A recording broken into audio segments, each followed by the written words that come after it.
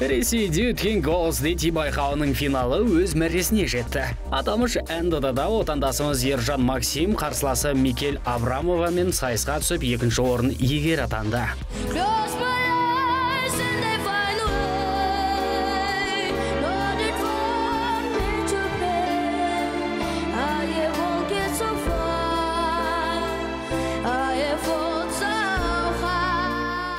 Алайда музыкалық жобаның қорытындысы бойынша отандасымыздың жеңіліс тапқаны желіде үлкен талқыға түсті. Жоба аясында халықтың сүйіктісіне айналған Ержанды көпшілік нағыз жеңімпаз деп қабылдауда. Мұндай пікірмен бірінші арнаның бас директоры Константин Эрнст келісуде. Ол өз кезегінде мұндай шешімнің орын алғанына таң қалуда. Алдағы уақытта дауыстарды қайта есептеп, анық-қанығын білуге сөз берді. Сондай-ақ Ресейдің белгілі әншісі Алла Пугачева байқаудың финалистермен кездесіп, оларға арнайы Алла Пугачеваның алтын жұлдызы атты алқасын сыйға тартты.